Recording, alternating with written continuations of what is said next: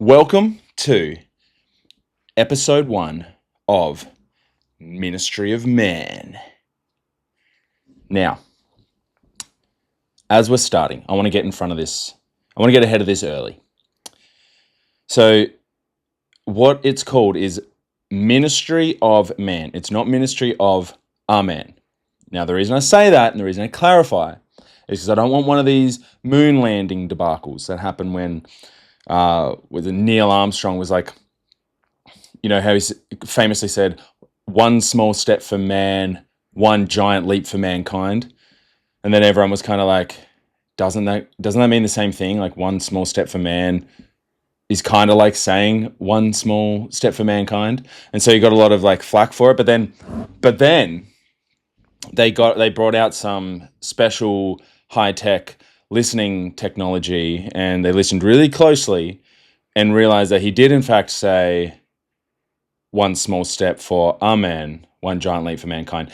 We just couldn't hear it when he said it because we just didn't have the super special listening technology.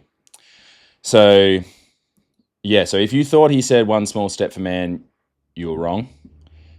He said one small step for a man. And if you thought that I said ministry of a man, you would also be wrong, except you don't need any super special listening technology to know that because I've now just explained it. So, lucky you. And that is almost like, you know what? This is the best way to start this is because I can't help but laugh every time I think about the moon landing. And this is not even what this podcast is going to be about at all, by the way. This is not at all what I planned or wrote down for like what I was going to do.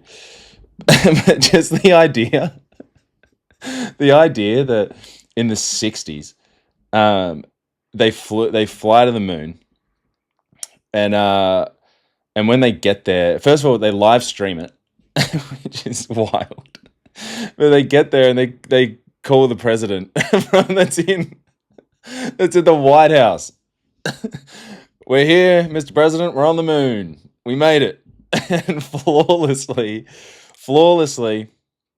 And we're just giving you a quick call to say it all went great. And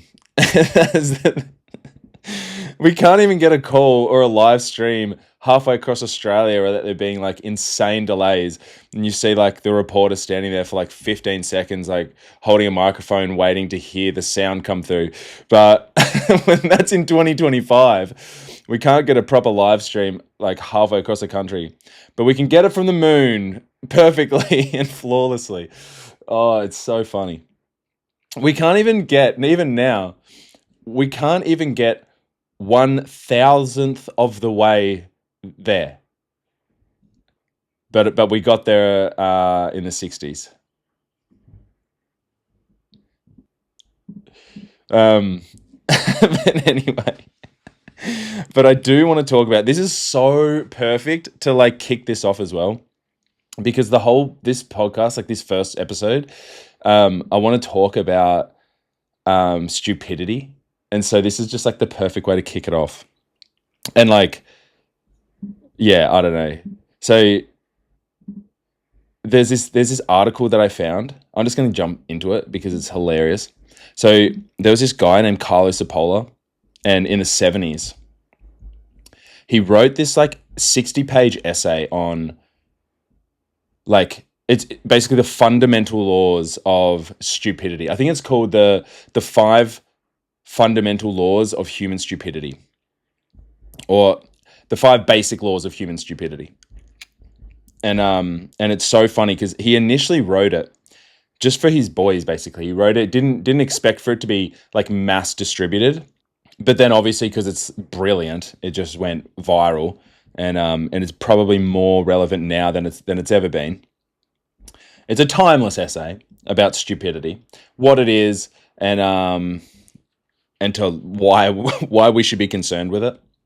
Because to be honest, like, we are actually living, I don't know this for sure, but this must be one of the stupidest times that we're like fundamentally, people just don't really think anymore. Like, I don't know if they did historically, but I feel like just in my lifetime that it's just deteriorating more and more and more. Like the ability for people to critically think and to just think for themselves and not like appeal to something outside of themselves.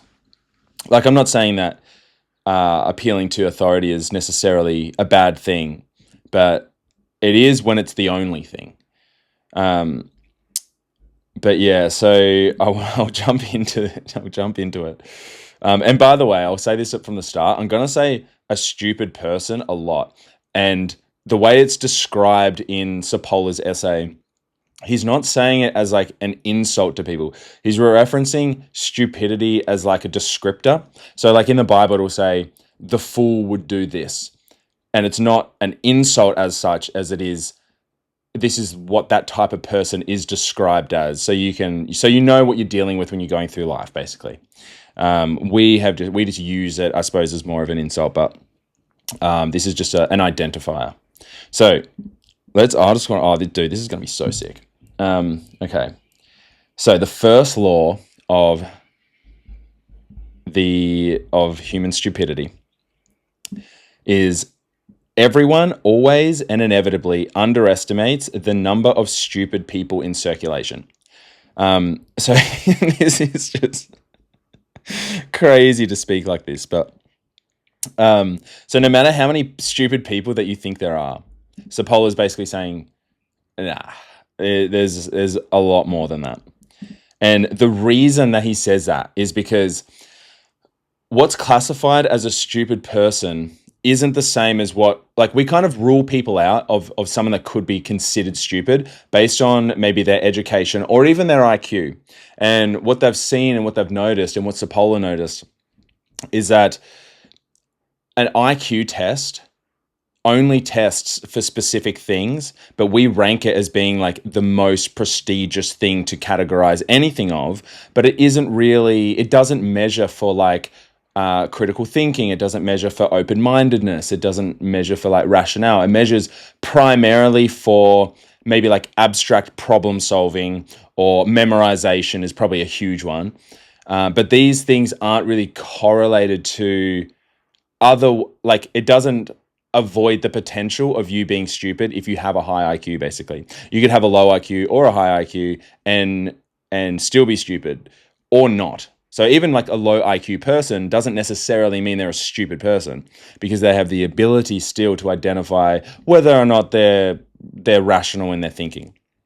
So, and one of the most ironic and brilliant parts about this, you could not make this up, is that because of this, it's so hard to calculate it. It's really, really difficult to calculate the amount of stupid people that are in circulation in any particular group. So instead of using a number or a statistic, he uses a Greek symbol or a Greek letter to say this is the amount of stupid people. The letter he uses is the Greek letter sigma. It's hilarious to know that is the case based on all of the brain rot language that's in circulation today. The fact that sigma is the number he uses for the amount of stupid people there are and the amount of people that claim to be sigma people online, you could not make this up. This is this is actually probably one of my favorite things about this, is that this was written in the 70s, and it's almost prophetic. So that's the first law. Okay. Law number 2. The probability that a person is stupid is independent of any other characteristic of that person. So basically what he's saying is that you could be a stupid person no matter where you are, no matter what you do. It doesn't matter what your gender is, what your ethnicity is. It doesn't matter what your income is, your education, your nationality. It's consistent throughout everyone that exists, basically, every group. There is no other marker that would distinguish someone from falling outside of being potentially stupid. So it doesn't matter. It doesn't matter. Like we would look at certain things and be like, oh, okay, that person is a president, so they can't be stupid. But as we all know, that isn't true. So like you can be a stupid person can fall under any category, which is also very interesting that and definitely true. Like I feel like everyone has had examples, or they can think of someone that they consider to be an intelligent person believing a really stupid idea. Like you will see scientists being like, yeah, men can give birth. Yeah. Yeah. Yeah. Being morbidly obese that makes you, if you are against that for health reasons, you're actually fat phobic. And you're like, what? Like, what are you talking about? Like, we've known for since forever that being extraordinarily overweight is a marker for bad health in one way or another. But then people are trying to say that it's not, and you're just like, what are you talking about? There are esteemed engineers and scientists in India that will drink cow urine because they think it cleanses the soul. And you're like, okay, well, okay. Bro, there's people that just do it without even any soul cleansing reason. Like, the one thing we know about urine is that it's a waste product, that your body is wasting it and getting rid of it. And you got dudes online in some weird alternative health forums being like, no, it's actually, there's a lot of health benefits in drinking your own urine. And you're like, bro, like, we've created vitamins. Like, there are other options for health that we've figured out. You don't need to be drinking your own urine. And so, like, you see this stuff anyway, and you're just like, what is happening? Like, what is actually happening? Like, now is really bad because anyone can have a platform.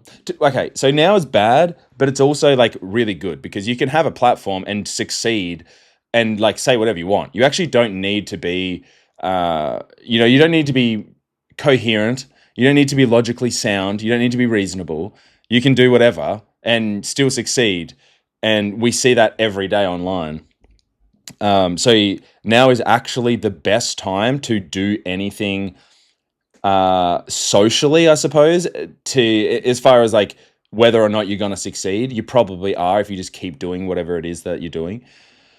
But it's also just the worst time to be a consumer as well, because you're like, what is going on? My mind is getting destroyed by like some of the stupidest takes that are just not thought out at all. Like, I saw this thing, oh my days. Okay, I saw this thing on Instagram the other day, and it was just a comment on a video, and it had thousands of likes and hundreds of comments like on this thing, all agreeing with it. And it was like, I don't know how to explain this, but Thursday, 7 p.m., September, and the letter S are all the same thing. Don't ask me why. And it's like, and all the comments are like, oh yeah, what? Yeah, it's so true. I've thought that too. I don't know why, but yeah, that's just so crazy that that's a thing. And you just like, if you took even half a second to just think about it for just a moment, just thought, oh, why do I feel like that's the same thing? It's because it is all the same thing. It's just it's a thing that's towards the end of a thing. So like Thursday is just towards the end of the week, but not quite at the end of the week. It's towards the end of the alphabet, but not quite at the end of the alphabet. It's the same with 7 p.m. in September. Like, if it was even, it's so not even a thing that's weird or confusing at all. It's super normal thing, but people are getting their minds blown from it because they haven't bothered to put 2 seconds of thought into it. And so you're reading this, you're like, why are people losing their minds over this thing? One of the other comments on it was like, oh yeah, in the same way that, I don't know why, but the number 8, octopus, and purple are all the same thing. And you're like, oh really? You don't know why. You don't know why. Oct in 8. And like octopus, the thing that's just has 8 in the name of it because of its 8 tentacles that everyone knows that it has. And purple, the only color that octopuses ever really get drawn in any kind of animation of octopuses. It's like, you could, I'm saying thousands and thousands of people are getting on board with this sort of stuff. And they're like, what? Yeah, that's so true. What a blowout. I can't figure out why that is. So people just don't think anymore. And I think like it's obvious why. Like people are kind of outsourcing their thinking now. They don't. It's like it does take effort to sit there and think about something. It takes energy, and you have to kind of weigh things up. And people, if you don't want to do that, you can just choose not to do that, and that is the simpler path to take. That is the path with least resistance, which is going to be the default, is to just not think. And so I can see why we're living in a kind of deteriorating culture of any kind of rational thought, but it looks like it's been happening for a while because old Cipolla was writing about it back in the 70s.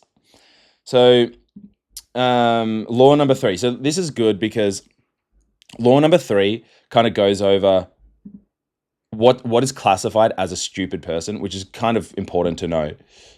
Because it's not really linked to IQ or any other marker, you have to be able to have a way to identify, okay, then what would you classify a stupid person as? And it all has to do with like logic and reason and thought, like critical thinking, I guess. So the third law is a stupid person is a person who causes losses to another person or a group of people when he or she does not benefit themselves, or they may even suffer losses themselves. So it's all about like decision making, right? So let's say there's 4 different categories or 4 different things that could potentially happen when a decision is made. So the first is an intelligent person. An intelligent person, when they make a decision, it'll benefit both themselves and another person or another group. So that's a really intelligent way to live, is that what you do, the action and the behavior that you do is beneficial to you and others around you. Simple. A helpless person in another category is when a decision or an action is made, it benefits others, but it's a loss to you. Now, this is in the sense, obviously, unintentional loss to yourself based on a decision you didn't mean for that to happen. It's not the same as like charity or generosity where it's a loss to you and others are gaining, because that's obviously a willful decision. This is when you haven't rationally thought things out and it's caused a loss to you. It's other people have benefited from it, so you're kind of helpless in that scenario. A bandit is described as someone that is a loss to you or someone and a loss to others, but a gain to yourself. So this is a simple kind of like I take from you. So you're losing and I'm gaining, which is just basically just a bad purse. So, but a stupid person, or a stoop, as I like to call them, is when they make a decision that's at a loss to others or someone else, and also a loss to themselves, the person making the decision. So they've done something and there is no benefit to it at all. Nobody wins. So that is basically the descriptor or the definition of what Cipolla is talking about when he's talking about a stupid person. So because there's no reason for them to do this. And again, it's kind of not talking about spiteful behavior, even though that probably is still considered to be stupid. Like there's times that people know of that, or even I've experienced, where someone just wants someone else to lose, even if it means they lose themselves. They're like, I want you to go down so bad that I'm going to sacrifice myself to make sure you don't win. Like people are spiteful like that. It's definitely still stupid, but it's not really what Cipolla is talking about here. He's just meaning like, he's kind of meaning it's unintentional. Like this is not something like malicious. It's just something that they've decided that they're going to do for better or worse, and it causes losses to everyone involved, to themselves and to you, and that is why that is stupid. And it's so stupid because it's so unpredictable. Like there's no way that you're able to really accurately predict like what a stupid person is going to do, because they haven't thought it out either. Like it's not let's take the bandit, for example. You would think that the bandit is like the worst, but you can kind of predict or even come up with some sort of defense against it, because like a bandit, you know what they want to do. They just want to take. And because they want to benefit from it. But a stupid person, you're like, I don't understand. Like, why would you do that? Why would you do that thing? So this leads into the fourth law, which is non-stupid people, so non-stoops, is a person, so a non-stupid person always underestimates the destructive power of stupid individuals. So in this kind of case, you think that it might not be that bad, like to work with a stupid person, or that a stupid person is like, it's not really that bad. But Cipolla is saying it's actually so much worse. Because non-stoops will always try to find a reason to figure out, okay, why are they doing this? But there is no reason to be found. There was no reason to begin with.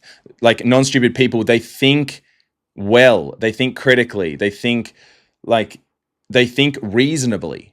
And so they're going to be like, okay, well, there's no way that this person just did that, like without having sufficient reason. But they did.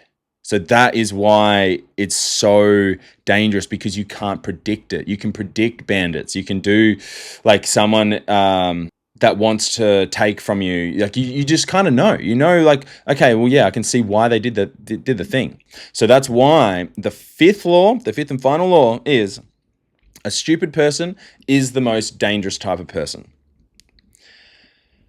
Because of that reason. So bandits, obviously, you would think might be a stupid type of person. Might be a more dangerous type of person because they have intent to do harm. But bandits is so, it's understandable in a way that you're able to set up defenses against it. Because all they want is to just shift the value. That it's like, you have something, I want the thing, so I'm going to try and transfer the value over to me. So there's ways that you can set up, but stupid people, like you can't predict it. And because it can happen at any level, it's just so dangerous because, it can happen at any time, anywhere, to anyone. And there's really no way to predict like what's happening. So, it is kind of scary in a sense that it can happen, like especially in terms of people of authority being able to have power, and the assumption that because they're in a position of power, they should be trusted not to make stupid decisions. But that's simply just not the case. Like the reason why this sort of stuff I think is important to know is so you can identify it. Because if you see it happen, you're like, okay, that wasn't real. Like, why did that person do that? You also can't talk them down off the ledge, by the way. When a stupid person has made a decision to do something, when a stoop has made a decision to do something, you can't convince them not to do it because they haven't used reason to make the decision to do a thing. So they're not going to listen to reason as to why they shouldn't do the thing. So that's the scariest part, is that there's no getting through. You're not getting through. That ship has sailed. And I feel like I've had so many times where this has happened, where I've met someone, or even if it's a friend or someone like an acquaintance or whatever, and they're going to do something, you're like, hang on, dude, like that's a bad idea. Like this is obviously you're going to lose money or you're going to lose out by doing this. And like, I don't care. I just want to do it. And you're like, yeah, but why? Like this is objectively a bad thing to do. Like this is a terrible decision. Like, I don't care. Like I just want to do it. And like, you're just like, what is happening right now? What is going on? It's insane. So those are the 5 laws of human stupidity. And I wanted to go through that because, first of all, it's hilarious, as I said before, that someone would decide to do that. Second of all, stupidity is on the rise, and we need to be talking about it. And I want to kind of break down a few other things as to like what people have said in history about stupidity, and because there's just so much. There is so much, and I'm going to really try to keep this under an hour, but we'll see how I go. There's a quote from Dietrich Bonhoeffer that I love too. So this is less funny, but still relevant. So Bonhoeffer says, stupidity is a more dangerous enemy of the good than malice. One may protest against evil. It can be exposed and, if need be, prevented by use of force. Evil always carries within itself the germ of its own subversion, in that it leaves behind in human beings at least a sense of unease. Against stupidity, we are defenseless. Neither protests nor the use of force accomplish anything here. Reasons fall on deaf ears. Facts that contradict one's prejudgment simply need to not be believed. In such moments, the stupid person even becomes critical. And when facts are irrefutable, they are just pushed aside as inconsequential, as incidental. In all this, the stupid person, in contrast to the malicious one, is utterly self-satisfied and, being easily irritated, becomes dangerous by going on the attack. For that reason, greater caution is called for when dealing with a stupid person than with a malicious one. Never again will we try to persuade the stupid person with reasons, for it is senseless and dangerous. Dude. Bonhoeffer goes in on stupid people, dude. But isn't that wild? Like the idea that stupid people are actually dangerous is pretty profound. Like it is kind of scary because they can be anywhere. They could even be you. It could even be me. And to be fair, it probably is me. And I pray it's not. But like, yeah, I mean, the other thing is as well, is that you've probably already encountered stupid people and you're going to encounter more. It's like a disease. They're like, or like an infection or something that's just like spread throughout like random little pockets of every place, every industry, every profession. It's just everywhere. You can't get away from it. And the annoying thing is, you often don't realize it until too late. Like there's a proverb that says, don't answer the foolish arguments of fools, or you will become as foolish as they are. So it's basically saying like there's no point. Like what you're doing, the fact of you trying to engage with a stupid person is going to leave you being stupid as well.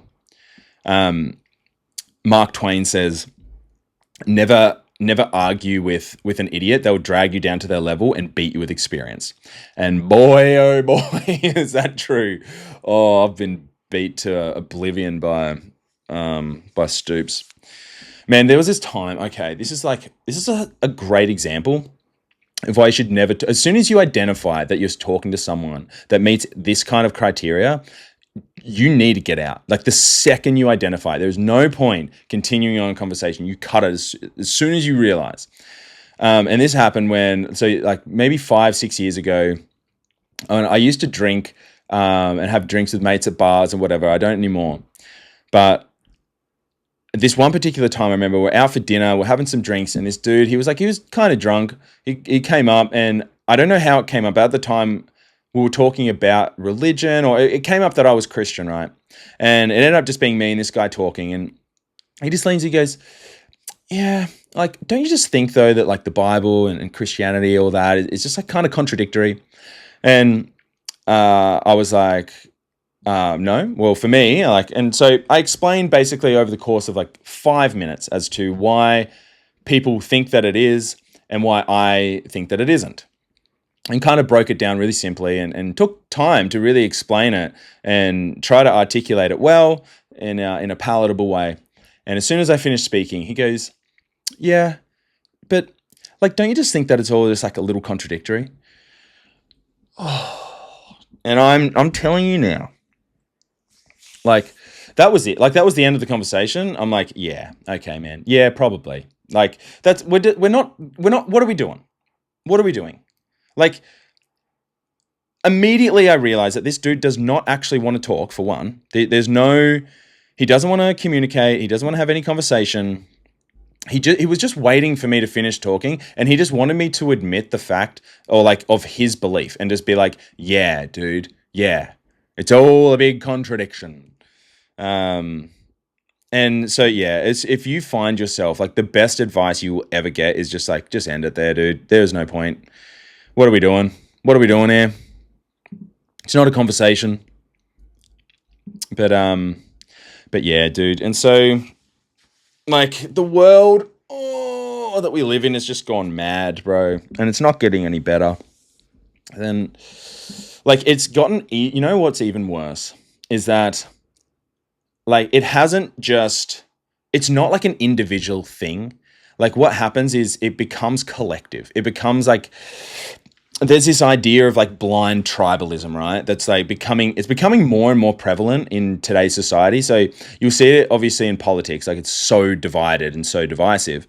But it's gotten so much worse because I know at least in Australia for a long time, like there was kind of like left leaning and right leaning parties, but that was because they were kind of still trying to poach people from other sides. So like maybe like left leaning like parties would be like, well, we might be able to still sway some of the right and vice versa. The right, maybe we'll be able to sway some of the left over.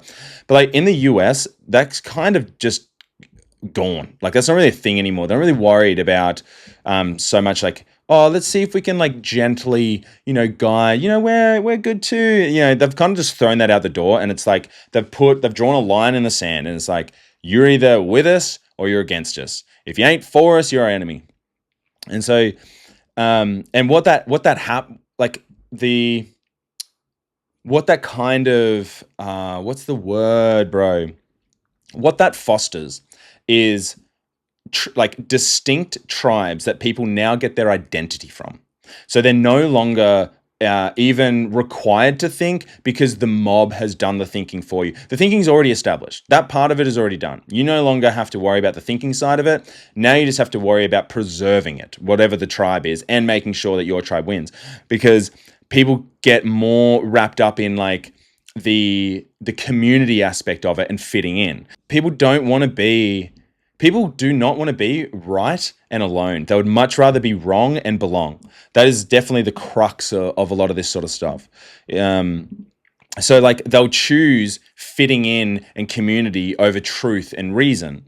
It's actually described really well in the Ash test, actually. And I'll go through this. And this is why, dude, that I wanted to do this, because I've got time. I've got time to explain this.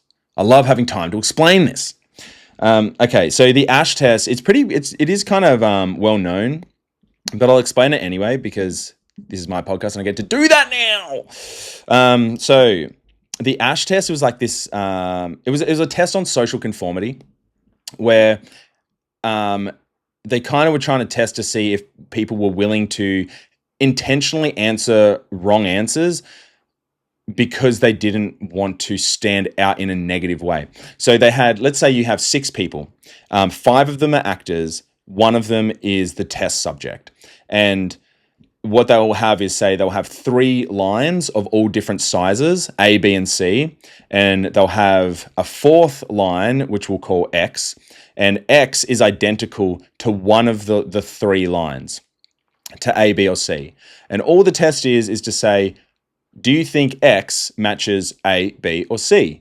Is it identical to any of those 3? So let's say the answer is yes, it's identical to A. All of the actors will say it's B. And in the hopes, or like in the, I suppose not even really hopes, but just to test to see what the test subject will end up answering. And in 75% of cases of the time, their answer was altered. They were persuaded in a different way. Only 25% of the time were people not conforming, which is crazy. It's a crazy high number. 3 out of 4 people are going to not want to rock the boat. I mean, you could say that social conformity is the driver of that they're wanting to conform to the group. You could also argue that there was some self-doubt in it, in that like you are being like, okay, hang on.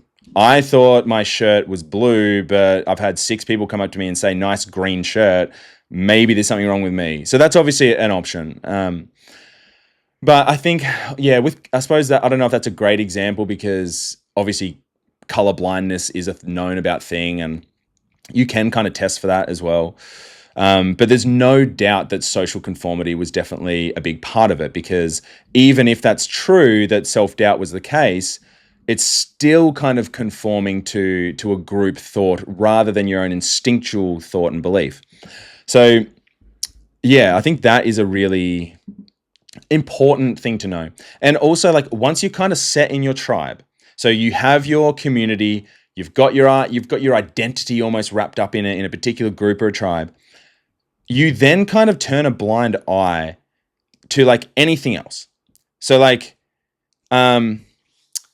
let's say, for example, okay, this is perfect. So, because this is recent. So Trump, right, gets elected in 2016. It's crazy, but ever since then, there's been like die-hard MAGA supporters. So for like 9 years, there's been people that are just like, make America great again, Trump's the best, whatever. Right up until so first of all, it's pretty crazy even that he got in to begin with, like based on all the stuff that was coming out around him. But I think people are obviously just sick of, the left. But neither, that's kind of like not really the point. He gets in off the back, like just recently, off the back of being like, yeah, we're going to like release these Epstein files. We're going to put everyone away. We're going to expose everyone that's on this list and all this sort of stuff. And then he gets in, and then the first thing he does is like, oh, what? You guys still talking about that list? He just fully gaslights an entire wing.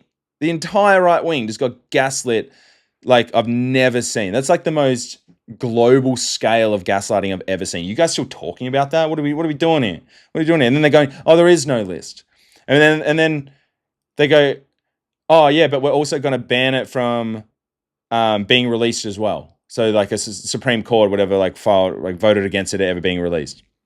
But there is no list to release. So you're just like, so immediately, if you were like any sane person looks at that and goes, oh, okay, so Elon said that Trump was on the list. And then Trump gets in being like, I'm going to release it, but then goes, oh, well, we're still talking about this, like, get over it. So he's either on the list or he's paid by people that are on the list. Like, it's one or the other. Like, he's not just, like, it's insane to think at this point that there's some master plan that he's going, yeah, we're gonna take him down, but it's taking the long run. We're just taking the long way around. You got to be patient with these things. It's like, no, dude, he's on the list, or he's getting paid by people that are on the list, which was the whole point of why he got in 2016 to begin with, because everyone was talking about Pizzagate and Hillary Clinton being involved with this sort of thing. And so people were sick of that. He's literally the thing. He is the thing that people voted him in for to fight against the thing. And so that's one of the reasons, because a lot of the right wingers is like, oh, yeah, no, well, yeah, he's probably right. Like, why are we still talking about it? We got other things to worry about. And then the left is obviously like, that was insane with like Biden. Like, the dude couldn't even string a coherent sentence together. He was obviously like had dementia. Like, he would be talking and then start talking about different things. Like 90% of his public facing speeches were just like incomprehensible. Like, you're going, what are you doing, dude? You're digressing after digressing on things and just babbling. And then before any of that even happened. So first of all, that alone, you should be like, yeah, this dude's clearly not fit for any job. Like, he needs help. You certainly shouldn't be running a country. But besides any of that, like in I think it was the election, that just before he got in, there was so many videos circulating of him just sniffing kids. I saw, and I'm not even joking, it was like a 4-minute compilation video of Biden sniffing kids. Like, if there's even one video, even one of that happening, like, you shouldn't be allowed to continue. Like, you've got to be under investigation, surely, or something. You've got to, either way, even if it's like not, I guess it's not like illegal, but it should be. And definitely, you should be having some serious doubts about the candidate. But because you're already set in the group and you're like, nah, well, this is our guy and this is our tribe, you're okay with this dude sniffing children. Which is just the wildest thing, bro. Like, I honestly feel like I'm taking crazy pills half the time. Like, most days when I see this sort of stuff, I'm like, what is actually happening? Like, it's one of those things, like, I don't know if you've been in these situations, but there's times where, like, I've been at, like, a party or something's happening, and it's so wild and so out of control. You're looking around to like find someone to like make eyes with, to be like, are you seeing this right now? Are you seeing what's happening? Like, am I losing it? Everyone seems to be okay. And I'm like, what is going on? That is literally me almost every day. I feel like I'm just like Jim from The Office, just trying to look for a camera. There must be a camera somewhere. Oh, dude, this podcast is gonna be so sick, bro. I fully am gonna love this. This is literally my new favorite thing. So, okay. Oh, it's a clown world. It's a clown world. So like, yeah. So the other thing is as well is that like when you get into like these groups, you no longer really are afforded the opportunity to reflect and have insight in an individual way. It's kind of like, no, you're part of this group now, and so you lose the ability to think, because it's almost like the group builds, like it's like a snowball effect where it's kind of rolling down this hill, like plummeting down and just collecting people as they go, and they're wrapped up in it, and they're like, yeah, well, what about this? No, we're heading this way, and that's all. And if you're not in it, you're out of it. Like if you're not part of it, you're not in the thing anymore. And so, like, it kind of just crushes any individual nuance or ability to kind of start questioning things, because it's like, we're going down here. You must conform to its already established group belief, or you can't be in the group. That's kind of how it works. But the thing is, for some people, that's a good thing, because it kind of gives people a way where they can be irrational and have these like irregular like ideas and irrational thought, and you've got a group of people supporting you and backing you on the idea. You feel safe and comforted in the idea and the fact that, like, look, there's a whole group of people with me that all believe the same thing. It's like the bandwagon fallacy. There's a logical fallacy called the bandwagon fallacy, where people think, oh, if all of these people believe it, then it must be true. So, surely all of these people can't be wrong. But we know that that's not true either, because there's the entire world believed that the world was flat, and now the entire world believes that it's round. And so, like, obviously there's a large group of people have been wrong. So, yeah. And yeah, dude. So yeah, it's just one of those things. It's like, it's getting worse as well, because like all you really need to do to get people fired up or to get people like going is like try to move their emotions like in a particular way. Like, people don't really care. Okay, so Ben Shapiro, he always says that, like, facts don't care about your feelings. But I think the more accurate thing is, like, feelings don't care about your facts. Like, they really don't. Antonio R. Damasio is this guy. He says, we are not thinking creatures that feel. We're feeling creatures that think. No, machines. We are not thinking machines that feel. We are feeling machines that think. So he's basically saying, like, the emotional drive that we have is more intrinsic to us. We kind of trust that way more. We trust your gut and trust your instinct and all this sort of stuff, and throw reason out the door. You don't need to be like thinking about it, using your head too much, get out of your head. It's all this kind of language. It's like, yeah, no, I should trust how I feel. When it's like emotions are the most fickle thing ever. Like, people are super fickle when it comes to like this sort of thing. Like, people get upset and like question someone's character because they used the wrong words, or like because their tone was slightly off. But that's what people are like.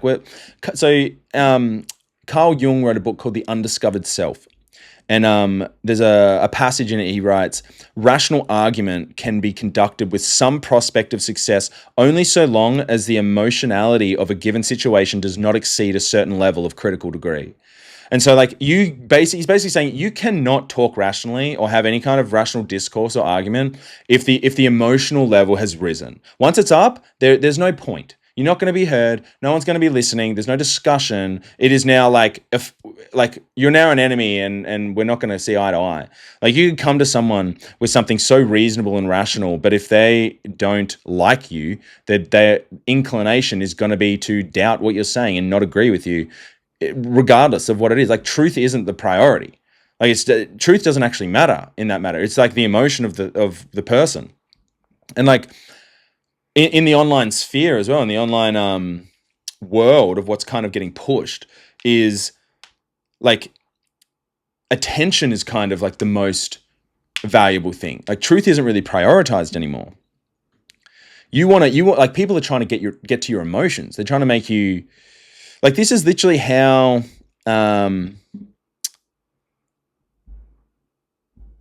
like, this is how there's like con men. This is how con men will kind of get their grasp into people. So con man is short for confidence man. You don't have to be right. You just have to like be super confident, and people are going to see that and they're going to be like, yeah, dude, like, I feel like this guy's knows what he's talking about. I don't know how many trivia games I've been a part of where someone's like, the answer's B. And you're like, is it? And they're like, yeah, it's B. And you're like, okay. And then like, it turns out the answer that was wrong. And you're like, why did you say that? Oh, I don't know. I just kind of thought it was. And you're like, dude, you were super confident. Why did you speak like that? Why didn't you just like give any kind of pretext of being like, yeah, I don't actually know for sure, but I'm kind of feeling like this. And it's like, no, we trusted you based on your confidence because you were so sure of it. So Quentin Crisp says, charisma is the ability to influence without logic, which is so telling because you don't need logic. If you can just be charismatic. You can just influence people. Like, it's almost like logic and reason come secondary to emotion, to feeling. Yeah, I got a good feeling about this guy. Like, I like the way they talk. Like, Barack Obama was like one of the best speakers imaginable, and that dude was probably classified as a terrorist. Like, the damage that he did was gnarly. Like, so many deaths under his like reign, but he speaks amazing. He's well read, and I trust him because of that. So yeah, could listen to him talk all day long. But I guess in that regard, confidence is often seen over competence. Like, even for me, like, if I'm watching someone and they're an expert in whatever field they're in, but they're like boring to listen to, it's really, really hard to continue listening. Like, if they are speaking in a way that's like, dude, I kind of don't want to listen to this. But if there's someone that's really confident and they're well spoken, you're way more almost receptive to their ideas. They've presented it and packaged it so well and so beautifully and eloquently that it's like, okay, yeah, I want to listen to that. Yeah, this guy's got it going on. Yeah, which is, yeah, I guess that's just, well, this is the Dunning-Kruger effect. So, oh, dude, come on now. This is awesome. The Dunning-Kruger effect. And I get to explain this one too.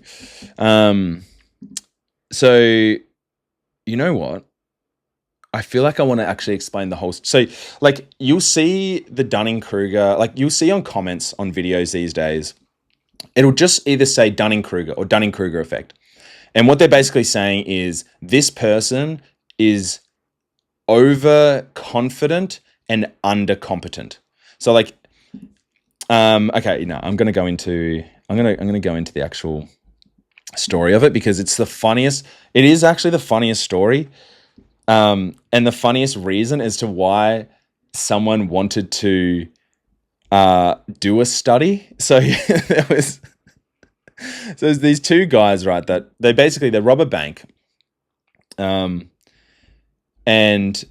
they don't wear any mask. They don't wear any protective gear, or they don't try to mask their identity or conceal their identity in any way. And they rob banks. And obviously they get caught. So let me get the names. Okay, so on January 6, 1995, MacArthur Wheeler. MacArthur is a weird first name. MacArthur Wheeler and Clifton Earl Johnson. Dude, what are these names, bro? Nah, this dude's first name is MacArthur, and the other dude, the accomplice, is Clifton. I feel like these dudes never had a chance. Why are you calling your kid MacArthur? You can't start a first name with MC. That's a last name, bro. And Clifton. Why is his name Clifton? Dude, if there was ever going to be, if there were ever going to be two guys that were going to inspire an experiment or a study on like on like something to do with stupidity, I feel like I know what these guys look like based off their names. Oh, that's wild, bro. That's crazy. So MacArthur and Clifton, they decided that they were going to rob two banks at gunpoint. And like they obviously got arrested for it because, yeah, like I said, like they didn't conceal their identity or even make any attempt, like from the feds like perspective. They're like, we got you on camera doing this. And then apparently when they got arrested, like one of them was like, but the juice, like I wore the juice. He was mumbling about juice. So apparently what they'd done is they'd put lemon juice on their face because one of them had told the other, I think it was MacArthur, told Clifton that it had something to do with like, yeah, if you put the lemon juice on your face, the cameras can't pick up your identity. It disguises your face, or it doesn't appear because lemon juice was used for like invisible ink or something like that. And so they tested it. They put lemon juice on a face. Someone took a photo with a Polaroid camera. They got the photo and said, oh yeah, like it works. So obviously they just haven't done a thorough job of using that camera. And based on this report, that doesn't surprise me. So the reason that it got studied was that Dunning and Kruger were just baffled by the idea. They're like, these guys were so confident on this thing. Like, to the point where they robbed banks at gunpoint. Like, the degree of sureness that you have to be to commit that level of a felony, that you're like, yeah, this is gold. Like, they couldn't believe it. Like, Dunning and Kruger could not believe that like these guys had so much confidence. And so it took them down a really big rabbit hole to what's now known as the Dunning-Kruger effect, which is the more confident someone is, the less competence someone has, the more confidence they have. And the more competence you have, the less confidence you have, because you're able to identify the potential risks involved in it. And you know that, if you don't know anything about a subject, you'd be like, oh yeah, there's about a pond of, a small pond worth of information. But as you start to learn a little bit about it, you're like, oh, it's actually an ocean. There's so much here. But because you haven't even decided to, swim around the pond, you're like, yeah, that's easy. I know how to do that. It's tiny. And then obviously it's kind of like a curve in a way. So like, obviously you get to a point where you're like extremely competent that your confidence skyrockets as well. But it's kind of the same level. Like someone that's an absolute expert has the same confidence level in someone that's a complete like dummy in the matter. And so it's just like phenomenon of like, yeah, that's like super dangerous, because the most confident voices, they'll speak with conviction, they'll speak with vigor and passion about something that they are not like educated on, and they have no idea what they're talking about. But because the way they sell it, a lot of people believe it, which is, yeah, it's such an interesting idea, I guess. But dude, that story has got to be one of my favorite stories as to what like inspired a reason as to why someone wanted to do a study to begin with, dude. It's so funny. Oh my days, dude. I'm nearly gone for an hour already. Okay. Yeah, there's so much more though.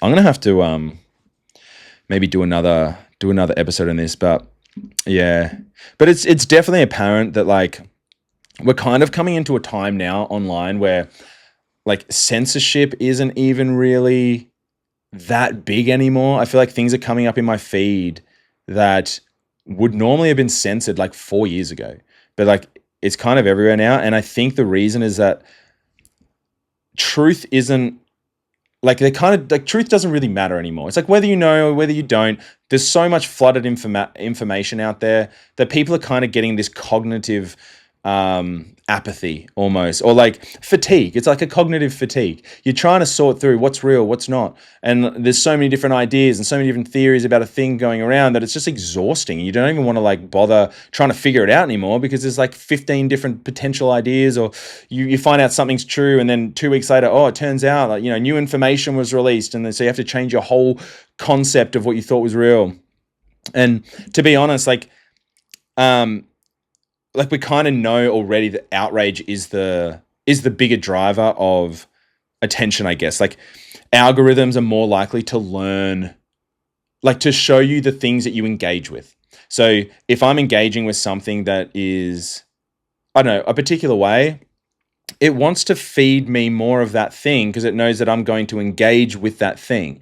And oftentimes it's things that are you're more inclined to interact with things that annoy you or like that are, I guess, outrage.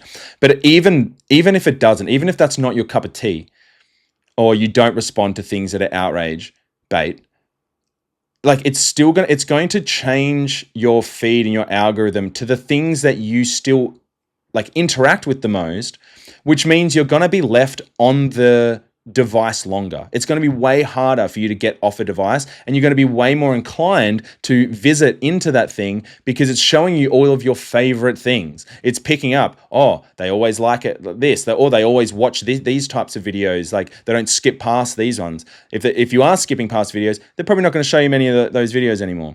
But if you go into a little bit, like, oh, okay, we got them. Like they'll stay on the app longer. We'll have their attention more. And then like you're pretty much just a dummy after that point anyway, because you're just kind of, all you're doing is just consuming content for a living. That's pretty much all a lot of people do these days. And it's getting harder not to do that because of the algorithms, because it has given you those tasty little morsels of sweet, good info, and you think you're learning, and in actual reality, you're not really learning anything because you don't give yourself enough time to be bored to actually digest some of these thoughts. And all you want to do is just get more. What's the next thing? What's the next thing? It's craziness, bro. And it's just a big digital echo chamber of just your own ideas coming through. No one wants to have their own ideas challenged. No one wants to have their own ideas tested. No one wants to have their ideas stress tested in case it could be wrong and you might have to change your ideology about something. I like to live in my safe little bubble and not have, anyone question that. I don't want to go through the effort of changing my mind or changing the way I live because of new information. That's craziness. I'd rather outsource all my thinking, which is literally like the degree of outsourcing thinking has gotten to a point that's mind-blowing as well. I've seen people put in like Google Maps places that they know exactly where they go every single week to a particular place, but they'll put it in the maps anyway. They're even limiting, like removing the slightest chance that they might need to think like of a direction where to go. Like there's people that will chat GPT. Oh, what should I have for lunch today? I've had this throughout the week. I'm trying to, what should I have for lunch? I'm trying to focus on this type of health. What do you recommend? Like, just make a decision. Think about it. Like, I don't care if you it's not bad necessarily to use ChatGPT for like a tutorial or like to find a recipe. I don't know how to make this. I know there's a recipe out there. What's the recipe? Whatever. But like to make decisions, to weigh up the pros and what are the pros and cons of things, do it yourself. Dude, you're losing the ability to be able to think. People are literally, you're not going to be able to do it. Like critical thinking skills are just not going to be there. It's going to be harder for you to do it. It's going to cost more energy for you to do it. And it's probably not even going to be worth trusting because you never do it anyway. It's crazy, bro. But yeah. this is just where we're at. This is where we're going. We don't even need to worry about book burnings anymore. People just don't even bother reading the books. Who cares about burning books, bro? No one's reading them. So I don't know.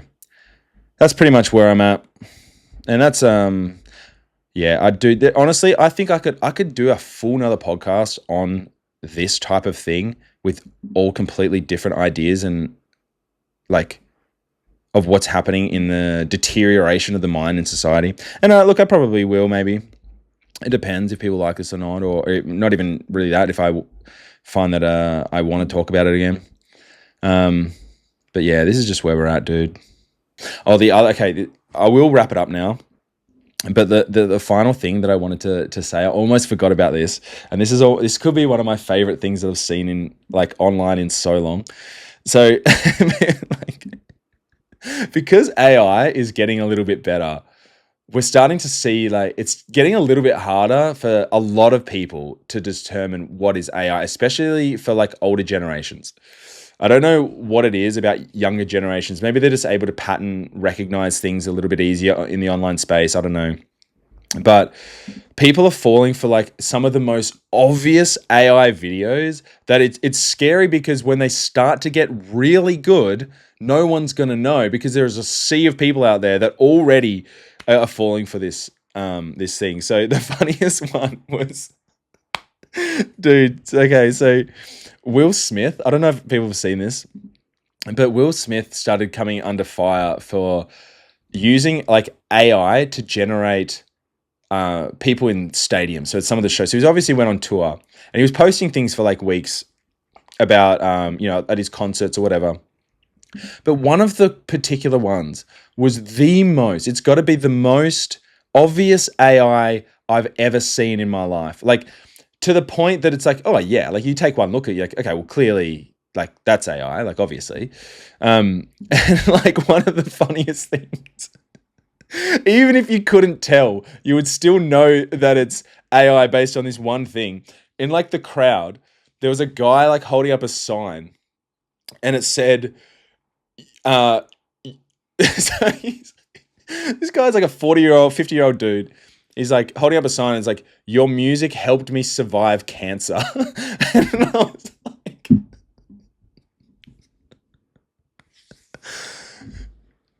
no, it didn't, bro. No, it didn't. There is no way that is true. First of all, like, there's no way, dude. Like, so I'm pretty sure it was like the song name. So whatever the song name of his song was, it was like helped me survive cancer or helped me beat cancer. And like, there is just no way. And like, so the face that the guy has, first of all, it's the most textbook AI face. So when AI was first sort of coming out, this was almost like a Snapchat filter kind of level of AI. It was obviously an AI face.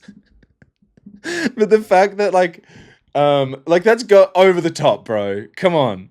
It's like, it would be weird for someone to say that about anyone, but it's Will Smith. Like, Will Smith's song is the funniest thing ever, bro. Yeah, dude. Get jiggy with it helped me beat meningitis. It's like, Back in Black cured my arthritis. Like, what are you talking about? Like, what are we doing here? And that was the thumbnail. They used that image as the thumbnail for the video on his Instagram account, and it's still up now. It's literally, even after all the complaints, he doesn't care. His media team needs to be sacked immediately, bro. That is so crazy. It is so crazy. Oh, man.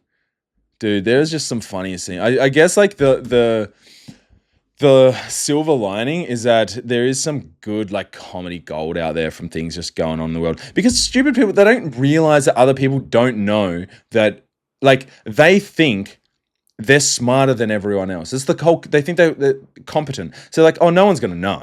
No one's going to realize that this is AI. Like, no one.